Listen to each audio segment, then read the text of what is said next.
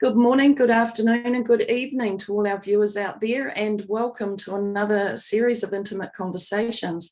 And today we have Julie and Eva, who are going to talk to us today about their educational system that they've got in place in this new and updated world that we're moving into. So I'll hand it over to, and welcome to you ladies for coming in today with us. And Janine, I'll hand it over to you to introduce these ladies to us. Thanks, Mandy. Good morning, Julie, and good morning, Eva. So, Julie, you're in the Netherlands, and Eva, you're in the UK. Is that right? That's correct, yes. Indeed. We're a multi-cultural group today, so spanning the world. So I'll just read out your bios so that people can just get a feel for you. So we'll start with Julie, a Bachelor in Education, an NLP Master Practitioner, Timeline Therapist, and Hypnotherapist. So after enjoying a wonderful career in creative clay manufacture sales, running workshops, and a ceramic supply business, I switched careers and retrained as a teacher of ESOL and special needs in high schools in New Zealand, Japan, UK, and the Netherlands. I have now gratefully reached my ripening years. I love the way you put that, Julie. Beginning at last to truly understand the essence of successful learning. Passionate about lifetime learning, expanding awareness of the need to raise global consciousness towards shared contribution, collaboration, and inclusion. Our education system is requiring a transformation. Never a truer word said. And I shall read Eva's now. Dr. Eva Hoffman, PhD. So before I let you know why I feel comfortable sharing with you my thoughts, suggestions, and advice concerning your children's learning, I'd like to tell you what I'm most passionate about. I'm passionate about learning continuously, as much as I possibly can, sharing with all learners, children, and adults alike what I've learned and experienced during over 50 years of teaching. Inspiring learners of all ages by assisting them in their great discovery adventure, discovering their strengths and passions, their unique preferred way to learn, and their creative potential, giving practical support to parents who home educate their children and those who help children with their schoolwork, making parents aware of the crucial gaps in our educational system, resulting from the unprecedented speed of change in the world, and providing them with tools designed to help them fill those gaps. I have been a teacher all my adult life and have loved every minute of it. And then in brackets, well, almost. I have taught young children, university students, teachers, teenagers, and many parents. I've run courses, teacher training sessions, and presented at conferences all over the UK, as well as in Argentina, Holland, Indonesia, Italy, Poland, Spain, Sweden, Taiwan, and the USA. I've written and published many books and materials, all very practical and all focused on learning to learn. After a 6-week break from professional activity, I am back in the saddle with our new company, new books, new courses, and new enthusiasm to start again. So welcome to you, beautiful ladies. It's lovely to have you here today. So Thank you so much. Thank you. I'd just like to start off today, start our conversation off today with how do you see the education system right now? So I know it's different from country to country, but overall, when you feel into it, what's happening leading up to and including now with our education system? And I think we'll start with you, Eva, if that's okay. So how do you view it right now and leading up to this point? Well, I wouldn't like to start with a rant. So, yes, because this kind of question, I have to say, does provoke Yes. a lot of criticism, unfortunately. You know, in my, as you said, over 50 years of teaching, amazing, I can't believe it myself, it's been that long. I have seen a lot. I have seen most wonderful teachers, incredibly brilliant people, trying to do whatever they can for the children, adults, and anybody that they came in contact with. And for very many years, I've tried to patch the system as it was. You know, there were many people like myself. Definitely, I've not been on my own. Some incredibly brilliant people, reaching thousands, if not millions. You know, in the case of Sir Ken Robinson, probably it's millions of educators. Everybody excited about the prospects, and yet the system has not changed.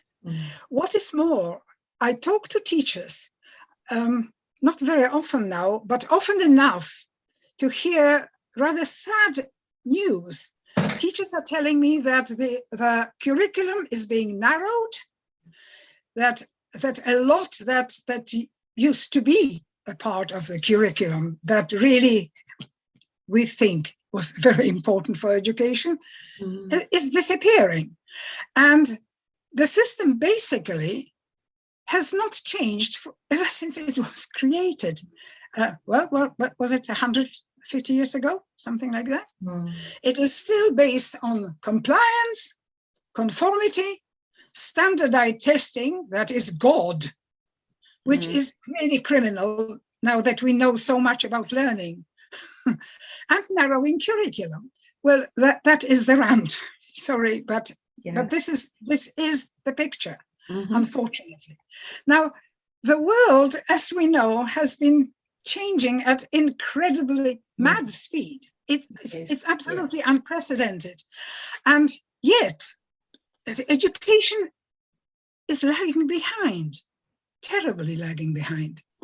Now, patching the pockets of brilliance, some wonderful teachers, has not helped. And this is why we believe, you know, Julie and I, that we need radical transformation. We really need transformation. It has to be a revolution, because nothing is going to move. You know, I've worked with wonderful people, so has Julie, in fact, and we have done some brilliant things with them, and we have seen those people taking it further.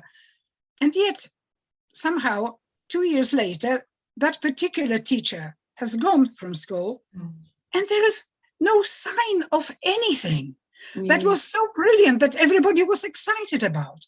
Well, this is why I'm saying patching up, no good. Besides, with this incredibly fast-changing world, we really have new urgencies in education, and somehow they are strangely ignored. You know, it really is difficult to comprehend why.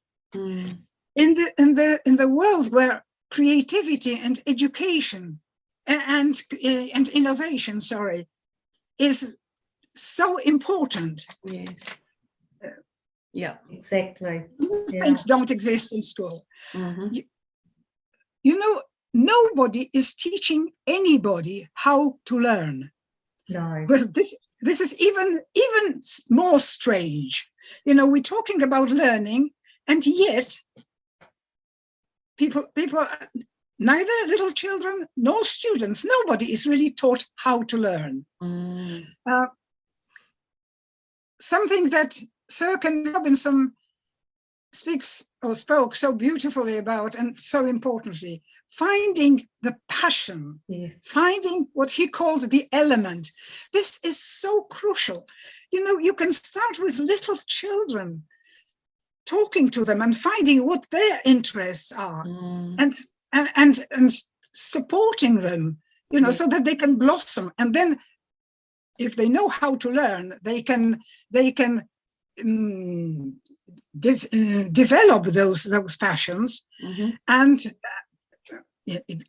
and make a living. Yeah. Yes.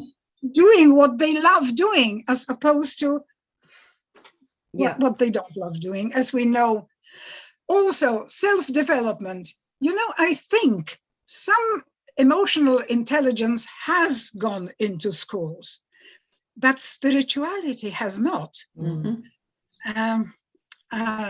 Strangely enough, quantum physics, which has been around for 100 years, -3, has not found its way into secondary schools. Why? Why?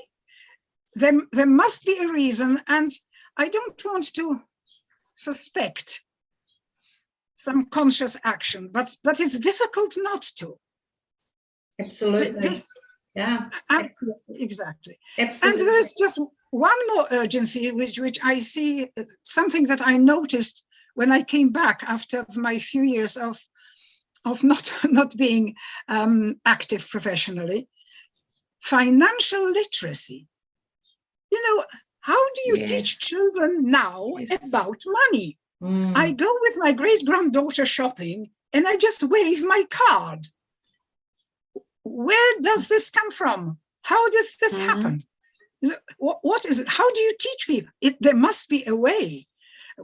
I am not saying that I could teach that, definitely not, but somebody really ought to. Right. And children somehow are not taught these things. No. So all these reasons put together indicate that we really need to transform radically education. Absolutely. Eva, you speak now of a revolution, and that's exactly what's happening now. And I so agree with what you're saying, in the sense, when I was at college, at school, I wasn't taught how to learn, and it was all just do it this way, and it didn't work for me. By 15, I just couldn't wait to get out, because nobody understood me. Nobody was interested in understanding, and certainly weren't interested in trying to teach me how to learn. And if there was quantum physics being taught and the economy, financial, I would have been there, totally been interested, and it just didn't. So how do you feel, Eva, that it's going to, how do you propose to take this on, and how are you going to do this? Because I think you're right in the right time right now. There's so many, I just want to say this, there's an 8-month wait on people trying to bring in homeschooling. So there's a whole heap of people now taking their children out. Just wanted to say that. It really is like exodus. In 4 countries, well, I'm talking now about Europe and in America, apparently. But I know about 4 countries in Europe. A lot of parents are taking children out of school, which means that they feel or know that there is something missing terribly. However, very many parents, know that they need to take children out of school, but what to do with them next? When they're little, it's all wonderful, because there is cooking, there is art, there is nature, there is physical, not education, but sports activities. And it's quite easy to help children blossom. But there is a moment, a moment comes when they need to do something else. And these parents really need help. And these are the parents that, I thought originally that since the educational system wasn't moving, I was going to try and approach parents, those who need and who realize they need help. Beautiful. However, we have to understand that home education is not for everybody, for a number of reasons. First of all, not everybody is aware of the need. Secondly, not everybody knows what to do. So they just survive and support their children as well as they can. Yes. But also there is another aspect, obviously, financial aspect and career aspect.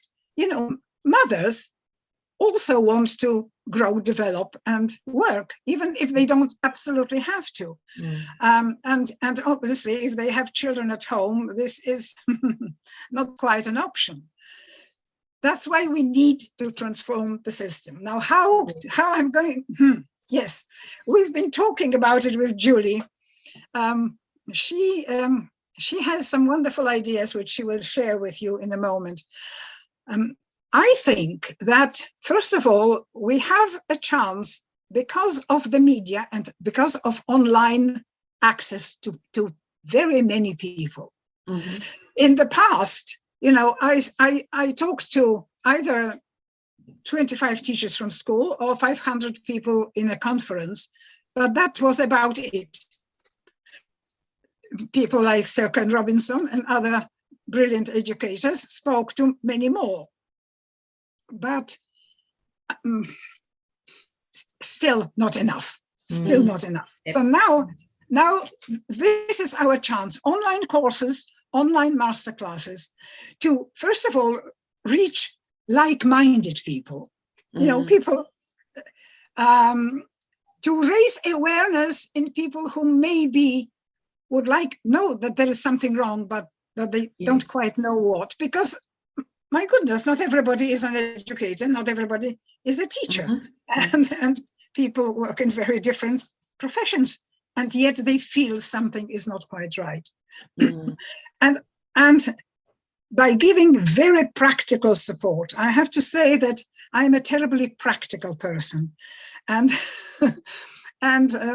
and this is why I'm having a little bit of a not challenging time, yes, to transfer the way I was working for years, face to face with people, and transferring onto online work, because of my need to be practical, and because of my need to do something every time I work with people that they can, something tangible they can take away with them and actually do. So this is something I'm learning. As Janine read in my little note, for 6 years I was out of circulation, and when I came back, it is a different world, very exciting world, but very different. And so we all need, I definitely need to do quite a lot of learning before I think I'll be as effective as I would like to be. But I also think that it is essential that we join forces with other people like yourselves, with people who are already doing something, who are like-minded and who really understand what we are about, so that we can have a bigger impact. And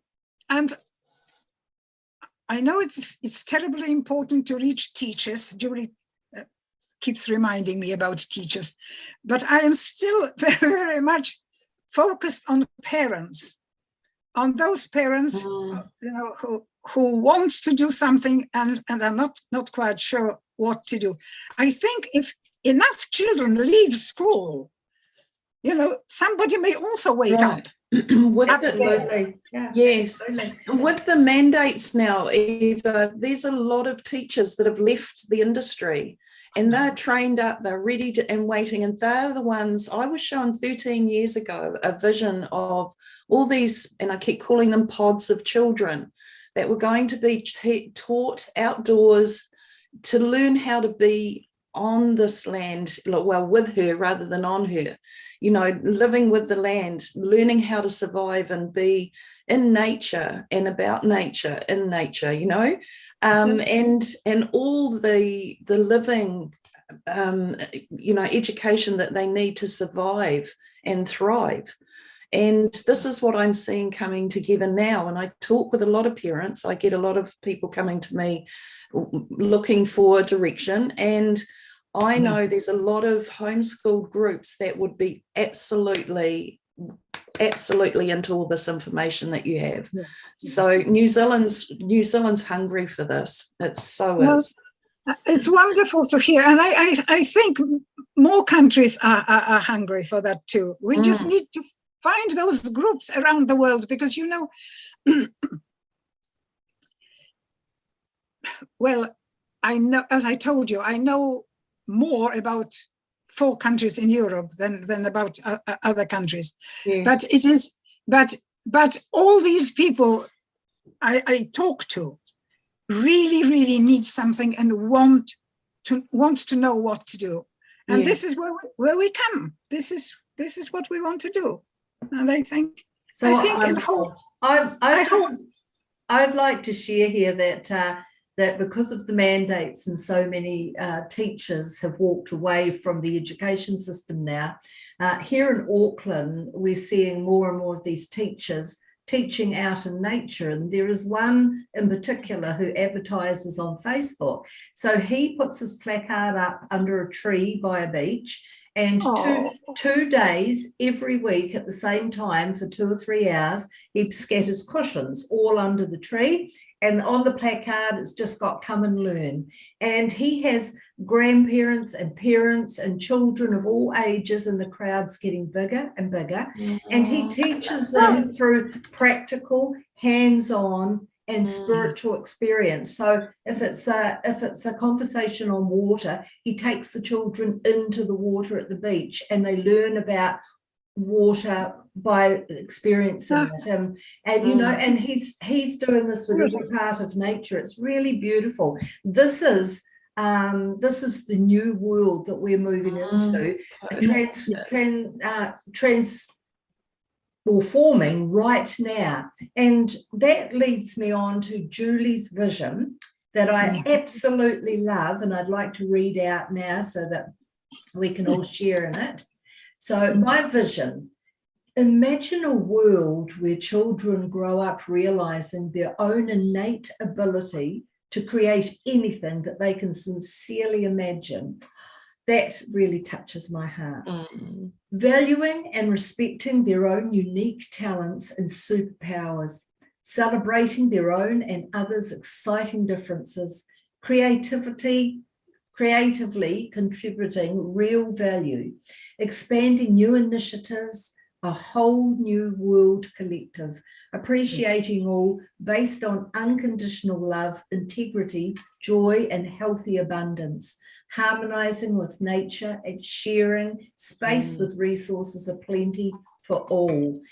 That Julie, is that is me to a T. When I was little and I started in the school system, I was incredibly creative. I was I was one of those children whose creative world was as real as the physical world, and yet there was absolutely nowhere in the classroom for me to fit, because I had to sit behind a desk inside all day staring at a blackboard or writing in a book.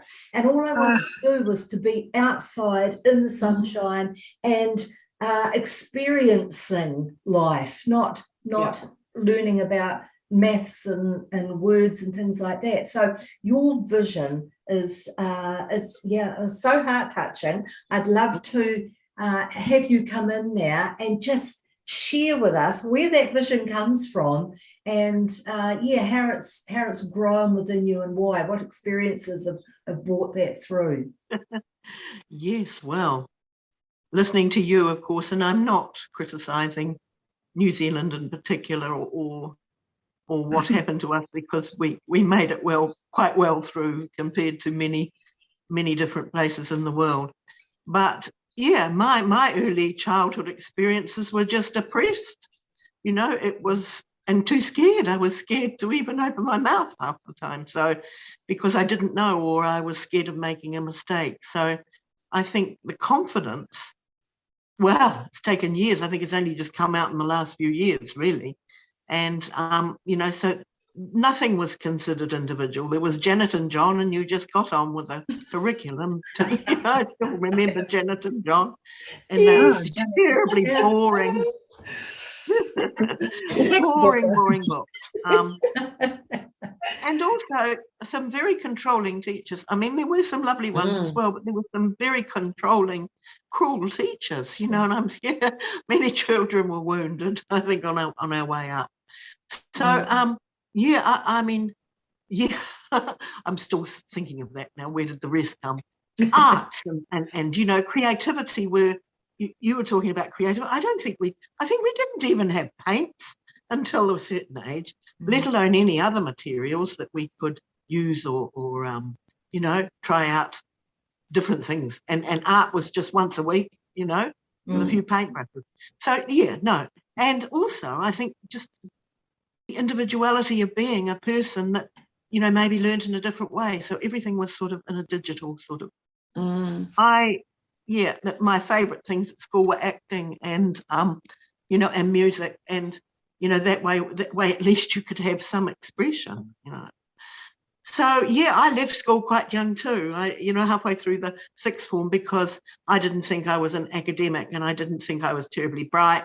And I thought, you know, I'll never make it to university, and not that I particularly wanted to, because no subject really interested me, and it was sort of way up there. I just wanted to get out and work and live and have some fun and have some money. So that's it. I left it. So I never went to education until much later. I went into the arts and became a creative potter. Okay, now your question. Going back, I've got lofted off. I'll do that. My lofty vision. I went teaching after my marriage broke up, and I went teaching because I went overseas for a year and discovered a whole country over there that I'd missed out. I was married very young, 2 children, and you know, by the time I was 23, I'd had the children. So I hadn't done anything, you know. I'd only been working for about 3 years, and then I was home with children.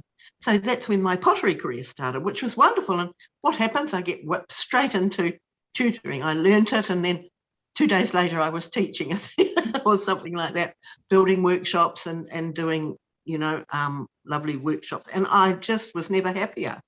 And it's because we were bringing out the creativity and showing people what they can do and experimenting with things. And it was just wonderful. I loved those years.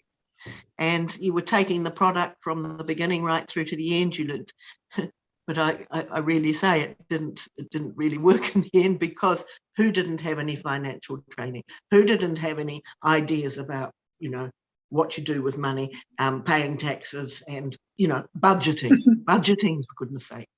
And so, you know, that actually prevented the business from going on in the end, and broke the marriage really in a way, because we weren't prepared. You know, we weren't prepared for what was really needing to be done if you start a business. And I don't remember any help being around at that time. So, yeah, I decided, and I had my son drop through school. And he was this wonderfully bright, really creative boy that, you know, was I just watched him go down as he went to school. He just went right lower and lower. He got bags under his eyes. He came home from school dragging his school bag. I thought, what on earth is going on? And I can remember going into the school, and when he first started, the teacher said, I'm keeping an eye on him because I think he's actually gifted. I think he's gifted with math. A year later, I had a teacher saying, your son has definitely learning difficulties. There's nothing you can do about it, and he'll always be like that. And, you know, there's nothing you can do. And so he was out of that school the next day. I can remember just marching him out. He went out of the school, and I took him to a little private prep school where he did very well. But it was only 2.5 years and a lot of money, so I couldn't afford to keep doing that. When he got back into the mainstream high school, again, he just got totally lost. And we found out years later, of course, that he was ADHD. I didn't even know about such things at that stage. He wasn't dyslexic at all. He was very bright, but he had ear infections as a young fellow that had left his ears hypersensitive to sound. So a classroom situation, especially if it was noisy, he just couldn't focus. He couldn't focus at all, and also with crowds. So, you know, he's doing extremely well now and has grown up because he understands what has happened. But, you know, what a tragedy it was at that time. And, you know, and how I mean, in many ways, it made him so resourceful that he's probably grateful. But that's just not the way it should have been. And that's when I left my profession and said, I'm going to, because I remember myself feeling, just as if I was not counted, and I just lost, and like a number or a digit. So I thought, right, I'm going to discover this, and that's when I went to do my NLP and everything in education, personal development, emotional awareness. Everything became just I had to know. So that's where the passion started. And then I started teaching as first in a little private girls' school, and it was teaching English as a second language to the hordes of people that New Zealand schools brought over to raise funds for themselves from Asia to learn English, and dumping them into mainstream classes without any care in the world for a wee while. They're better now, but that's what was like with me. And I came in as a mum anyway. So, Julie, how important would you say it is to actually feed a child's unique passion in the classroom? Essential. Yeah. Sorry. Absolutely. There's your passion, Eva. Because you can do without that. What is the exciting thing is watching them find their secret passion. Yeah. And that was, for me, was the most thing. When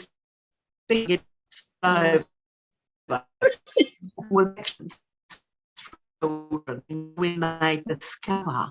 And what else? You know what? This group of children, they helped me discover what mine was as well. We were doing a real series of unpacking, and I did do a wonderful course that was, it was a skills course where children were taught how to learn, right? And of course, it was a really good course, but I added lots of things because by then I'd had a lot to do with Eva Hoffman, and we'd attended this, there was this wonderful association in England called SEAL, which was the Society for Effective Affective Learning. And this was a group of people all together in England that were doing cutting edge stuff. And it was just remarkable. And I was teaching in Japan at the time, found out about them. And so my next move was to the UK to search out on all this and do some specialty work with a woman that was doing some wonderful work with sound and light and neurodevelopmental work, which I worked with for a year for. And then I went into teaching in central London. And I thought I was quite good, at difficult behaviour and challenging situations. So that was a learning curve. Incredible. I taught at a school. In the end, I ended up as the SENCO, which is a special educational needs coordinator, dumped in at the deep end because she knew I had attitude. So she shoved me in. And I was supposed to draw the school special needs part up to because they're having an inspection. And so we went from special measures, which was the lowest before they closed down the school, to excellence all over. But it was quite a task for the teachers to actually do that, But it was marvellous to try. And a huge challenge. But the learning and the training at that stage in England was actually much, much more than I could have ever got in New Zealand. So it was a time where things were moving a little bit.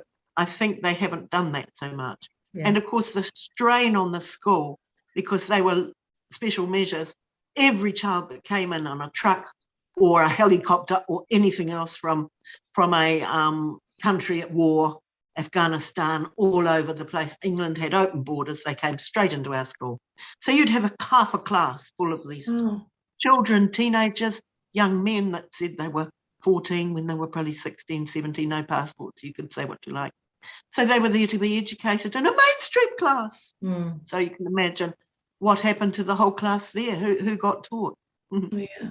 So bringing it forward to today, you two ladies have got together and you've started what we call masterclasses over online and through Noble Goldman, the community of Noble Goldman. Yes, that was what I saw on Julie's Facebook page. And given my own history and how restricted and limited I felt in the classroom growing up. And my story is very similar to Mandy's, and the fact that I wasn't interested to be there. I couldn't connect with anything. I felt stifled. And so I walked out the gate at 15 too, just like you, Mandy. And you know, and I mean, I thrived better outside the school than I certainly did inside the school. And so you two ladies coming together like this and running these, it's a 10-week class that you are running in Noble Goldman, is that right? Oh, it's a 10-week introduction to well, a whole series of classes. I think it will be more than 10 weeks, Julie, now. Yes, yes. Yeah, oh, definitely. I mean, Eva over the years she's incredibly creative and very practical, but she's also a real artist and a superb, she has the art of bringing things into a very simple and what's the word, chunks, where you can actually learn deeply, but with all the strong elements being emphasized. And you know, a lot of it is mind mapping. We use that a huge amount, and but it has to be done and taught in a way that is useful, you know, where you're taking into account what's needing to be done to take in that knowledge. And I've had some incredible experiences in the teaching realm since. I always, of course, ended up with the kids that were challenging, and I really didn't mind that, and moved them forward, you know. And I have had some wonderful experiences at the first school. You know, I mothered them and then used cooking and everything as a language, and they did speech board exams in New Zealand and went home with these certificates because they got up and made speeches, you know, and they drew pictures and explained it, and it was marvelous to see this growth, you know, in between the times when they were studying sixth form history and physics, you know, and they couldn't understand anything in the class really, because it was all in a foreign language and there was no accounting for that. So we know they did learn the language. And again, we get back to that first few weeks when they gained confidence. They found out that they could speak, and that they, you know, they did little speeches and stories, their favourite story from home. Then they cooked their favourite meal, and we invited parents, and, you know, and they served it to the parents and explained a little bit about their background. So this was real education, and they loved it. You know, they spent, my kids went back to, that's how I got the job in Japan. They went back to Japan, and, you know, they were to sit for university the next year. They did the best out of most of the kids in the school, so it was a lovely sort of feeling. Yes. So that's of course how I got the job in Japan, and off I went. And I went from being because I was still qualifying myself because I was doing the degree. So I went from being an untrained teacher to earning more than a university professor in Japan. So I should have stayed there a bit longer, but you know. So if sorry, Mandy, go ahead. I was just going to say, so you use the Noble Goldman platform, but is there other access to your work outside of that? Well, we're hoping so. Yes, yeah. Of course. There will be the idea that is that. I'm sorry. Talking over each other, ladies. Eva, would you like to answer that? Yes, we both like to talk about this particular. No, other topics don't excite me that much. I can be quiet, but not when somebody is talking about learning.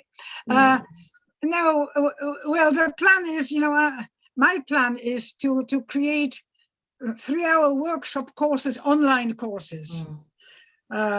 As well, and I hope that with some courses I really would like Julie to take over.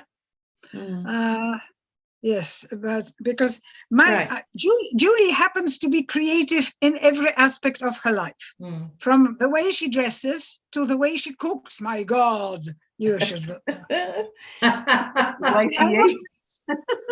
You should see the beautiful creation, in pottery. This is just mind-blowing. Whereas I am only creative when it comes to teaching and thinking about yes, about Yeah. education. That is my, yes, Julie, this is true. This is true. And I also try very much to work with children, particularly on their creative thinking. Mm. Lateral thinking. And, I used to teach courses, lateral thinking, via the medium of mind mapping. I had a course like that at the university. And my boss was definitely not very happy reading my syllabus. Every syllabus was different, and every syllabus shocked him. And he would say, I don't really. I said, well, I'm so sorry you don't like it, but it's wonderful. Luckily, academic freedom helped. Yes. But in secondary schools, you can't do that. No. You can't do that. The most creative people have their mouths shut, and they have to do what they're told. Okay. I will shut up. The important thing we came to the conclusion and Noble Goldman and Mark, of course, helped us to, was that we needed to preserve what Eva had spent 50 years building up. Yeah. And that was this cornucopia of materials and learning systems and methodology that was beautiful. And so we didn't want that going off. I mean, she's done the books, but the books are no longer in print. And the books are just simply, I use these children's books with adults because they are just so much fun. And so many adults never went through their childhood as children. They went through as mini adults. So, it's really fun to go back and do things like that with balloons that blow up and with and the ones that fall down and crash with nasty words. And, she has this amazing, beautiful material. So that was one reason. But the other one was that, one side, I had to retire here, 66 was the cut-off point. All of a sudden you became redundant, and I was devastated because I've been at the school 10 years and it had taken such a lot of work to build up. I'd had to really, really work hard and almost fight the system all the way through to even bring in some of the things that I could bring in and work with the way I wanted to work with the children and the young people. And mainly, most of it was secondary and, preparing them for the next move. So, and I finally got my way through, and I remember finding this course which gave me, I could put all the materials that I've been using in the past into this course and teach, and also could close the gap because the teachers themselves could use it and they could use the methodology in their own subjects. And it was just perfect. It was perfect. It was IB curriculum. It addressed all the approaches to learning which they had to look at and all the criteria which are quite strict within IB.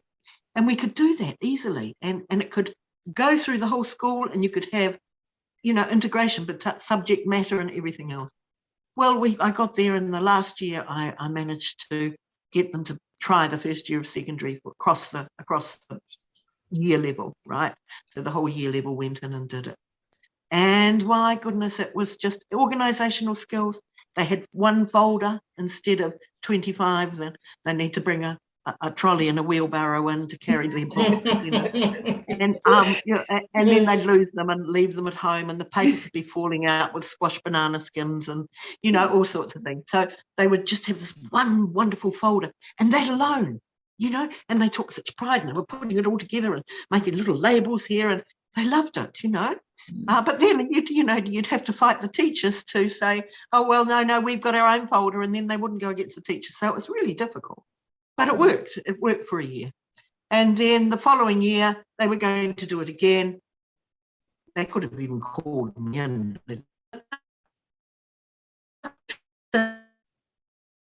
I'm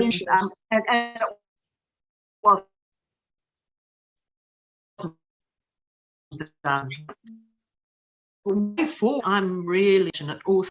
It's about already the cracks, the ones that are already disenfranchised, the ones that have left school sitting at home on their, whatever, their laptops or their, PlayStations, depressed, suicide levels are high. We know all these things. They feel like there's nothing left for them.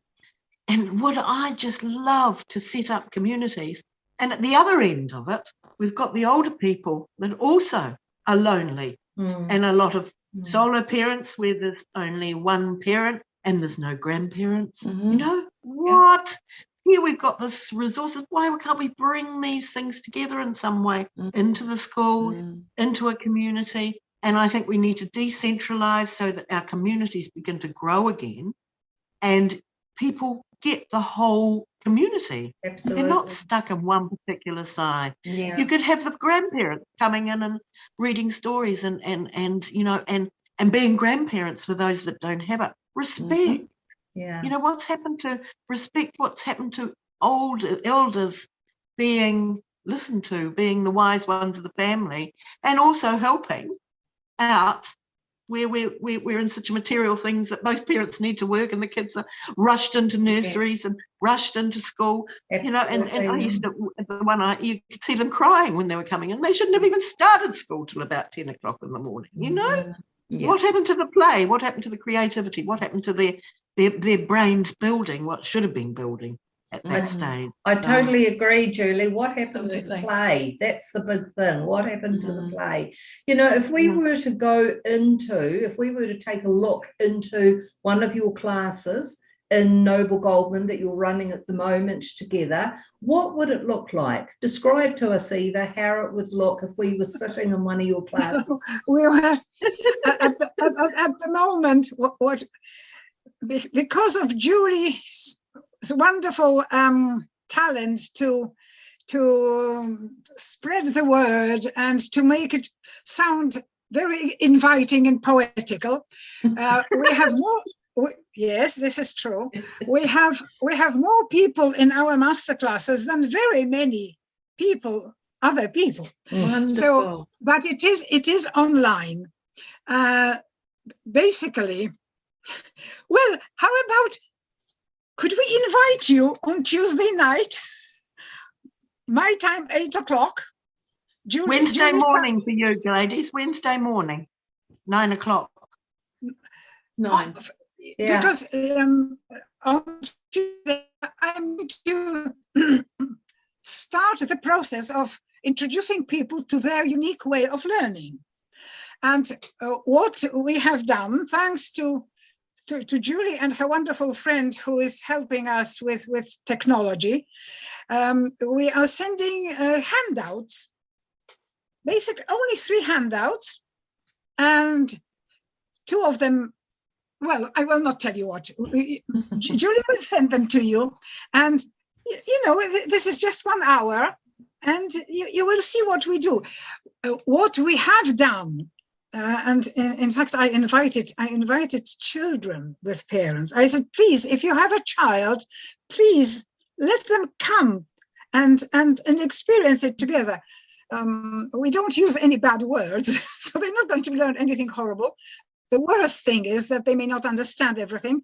However, I speak in a very simple, using very simple language, explaining things. So I think children who are 8, 9 can definitely participate in our workshop. And we have I think we had 4 children with parents last time, or the time before, I can't remember. So Eva, I won't be able to make it this Wednesday. I've got clients at that time, other appointments, but if for the viewers that are going to be watching this conversation, how would you describe to them what they would find if they went into your classroom, so that yours and Julie's classroom, so that they may get a pull to want to do that? Well, I hope. Well, the handouts that we have asked people to print out are as follows.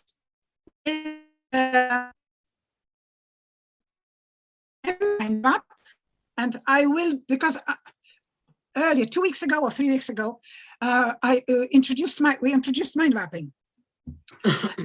Every single time there is some aspects of mind mapping that is going to be reviewed or taught.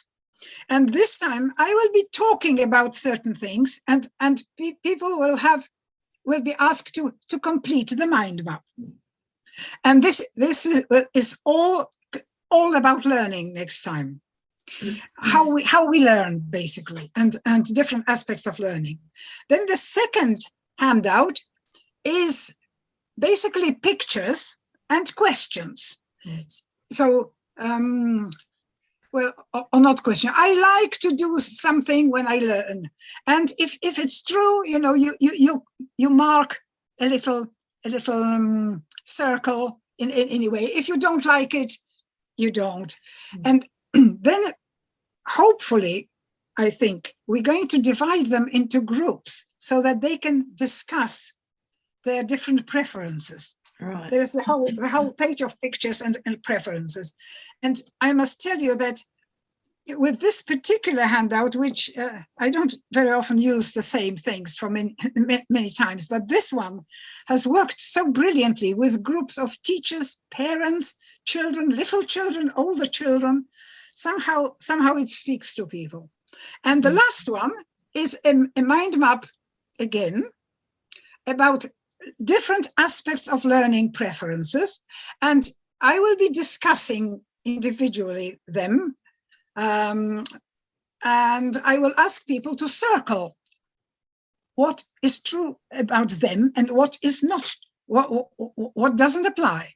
Mm-hmm. And if we cannot divide them into groups, you know, as I used to, I will ask participants to take these home and have make another printout and give it to either another child or the other parent or a grandparent or whoever is there, and ask them to complete it, explaining what I have explained to them. And there is no chance two people will have absolutely identical ways of learning. No. It just hasn't happened. And this is the exciting thing, that everybody realizes that they are different, they are unique, and they can learn whichever way is right for them. And also important, it may change. It may change. You know, we grow up and we start liking different things. So this awareness, this is the key purpose of this particular workshop, is the awareness that you're allowed to be the way you are. It's wonderful that you are the way you are, and you are unique and you are different than other people, and that's okay. So we become tolerant towards, which is not always easy, because some people want silence and some people want music. Yeah. So, you know, but we understand other people's needs, and we learn to accept them.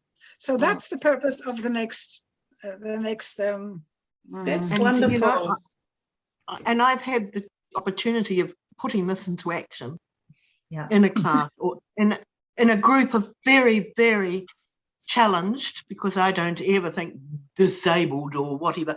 They had some real challenges cognitively, if you like, to even read, and some of them couldn't read at all, and they were about 6, 7, and I came in, and after 2 weeks, 3 weeks, it was just, I used Eva's, it's called the Learning Adventure, which is just lovely. Fantastic. No, yeah, and I had them, we did these stories, and we started with associations and just moved on every week. They could colour in the pictures and put all these bits and pieces in, to the point where they were then taking out the key words of the story.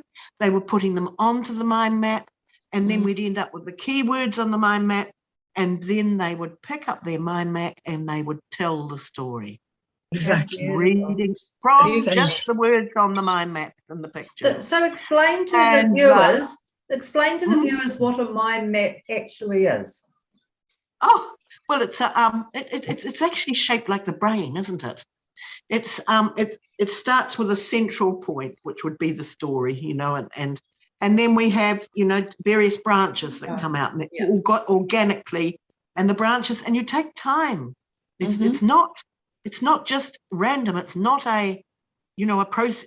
This really is you work towards. You might do 3 or 4 before you do one properly. Do you know what I mean? Yeah. So before, and then you can chunk down and or chunk up, as they say, to put the right things in. But then you have the branches going off, and there's not a whole lot of words on the branches. There's only 1, preferably, maybe 2 at the most. And so, but they're enough that they trigger the whole story. Memory. Right. 1 o'clock goes right round, depending on what my map is. We should have had one to show you. I have just shown as it's based on associations, basically, and radiant thinking. So it's and what was so wonderful know, about this situation was that these children who had no confidence in themselves were standing up, telling the story like they knew it, you know, forever. And then the next thing was, I got them to write the story. And the writing was perfect. You know, they had the words in the right place. They had the spelling, they had the keywords there, off they went. Beautiful. And I thought, well, why can't that be taught, you know, science, biology, maths. Eva's grandson was doing calculus at sixth form or A-level calculus, and he made a mind map of all the theories, and we've got that. So, that's wonderful. Absolutely wonderful. So that's one of the tools, and you know, and just the tool to discover how they work and how I took it a little further. I called it a superpower, which was part of this course. And they looked and they said, I haven't got any. I said, well, if you don't know, why don't you ask your friend?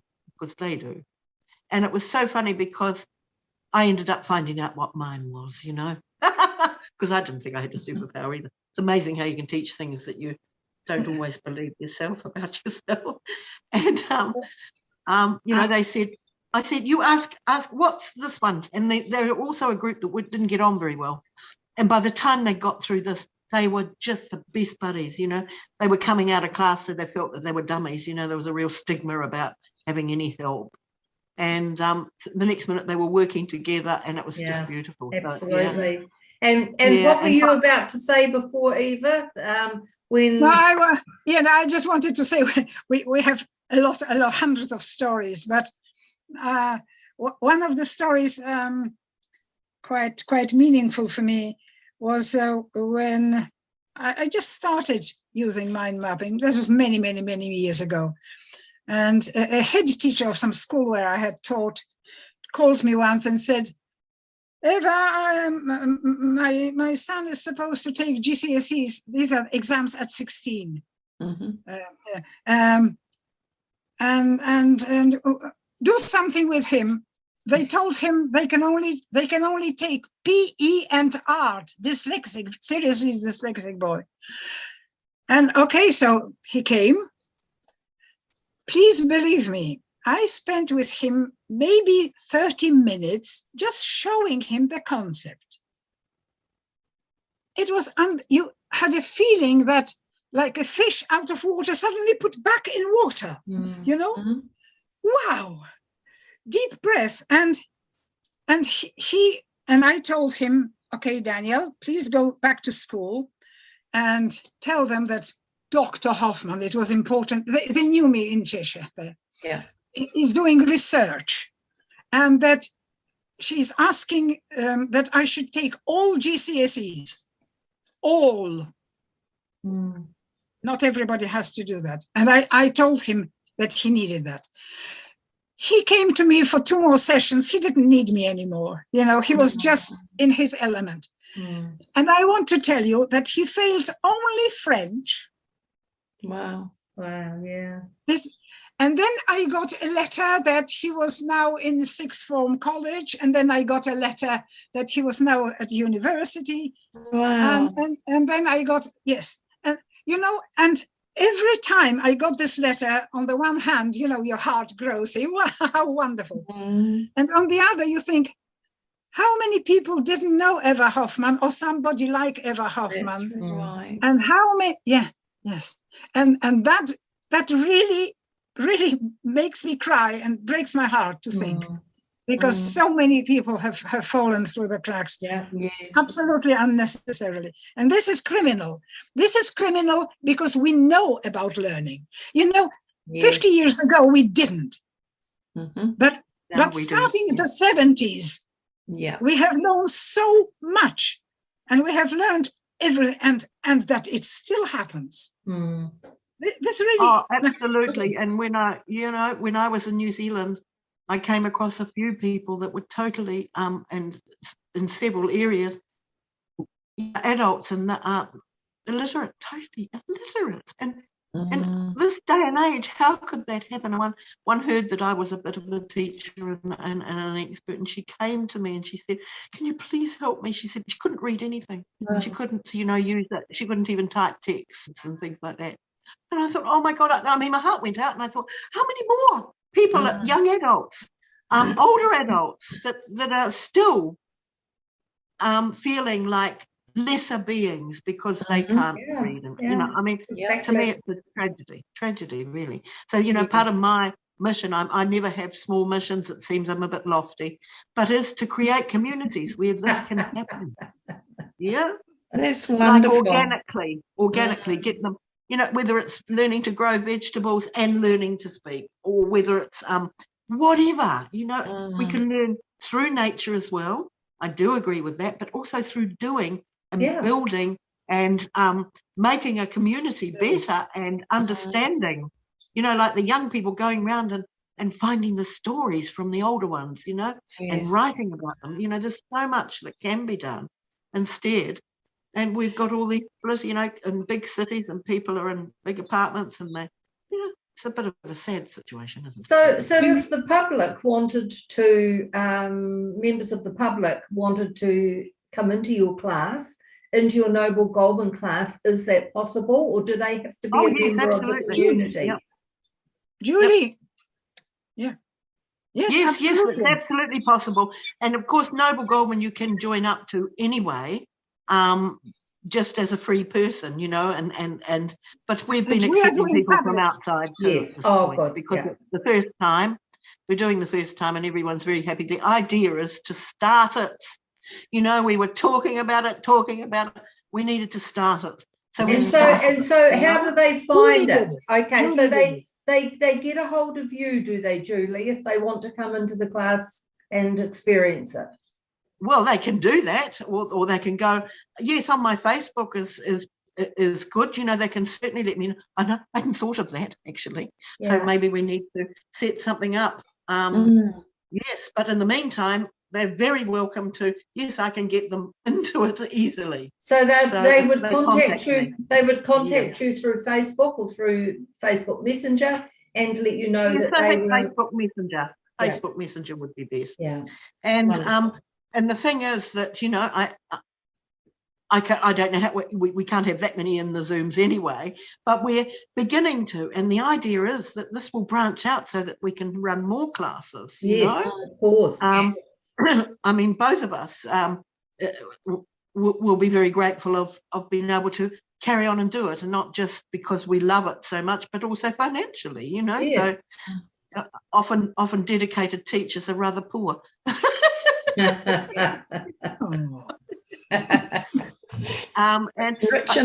back to if we start to do this, I think you were talking about the teachers leaving, so many teachers leaving, and that was the case too when I was at most schools. There were a huge rate of really unhappy people that were leaving because of the pressure as well to try and fit into that kind of almost like corporate tick box system. Yes. Well, now, there's a lot of people out there. There's a lot of teachers out there. Now, of course, it's because of the mandates. Sorry. Now, of course, it's because of the mandates, and we're in such a changing world. So we're just coming to the end of our time now, ladies. Yeah. Just quickly going to say, those teachers we need. Yes. 100%. They're ready to go. They're ready to go and willing. Yeah, I believe so. Yeah, they are. So watch the space, we say. Yes, absolutely. Yeah, absolutely. It's a wonderful thing you're doing. Absolutely wonderful. Certainly. And timing is perfect right now. I just see this going off. Absolutely. Yeah. That's What a, wonderful. what a joy it's we will been. need support to do that. Yeah, I know. absolutely. We'll get this out to the public for you. Yes. I think it goes out on the 9th of March. Yes, the 9th of March. Yeah. Yeah. And Okay. Get it right now. And Right. and Gosh, also we could have gone on all night. we have to shut up at some point. Sorry. No, but we could. We will be doing that for quite a while every Tuesday now. yeah. So, it's Wednesday morning. Wednesday morning for us over you. here in the Southern Hemisphere. Yes. Yeah, Yes. yeah. But Wednesday morning. yeah. And I so go- Southern Hemisphere Wednesday morning, Northern Hemisphere Tuesday night. But people, Yeah, I just wanted to add one thing. Maybe your viewers will be interested in that. That basically the planning is that the first maybe up to 10 sessions are supporting parents very much with what is. You know, parents who have children in schools and who have taken children out of school. But supporting them in any possible way, and also obviously expanding in many different directions.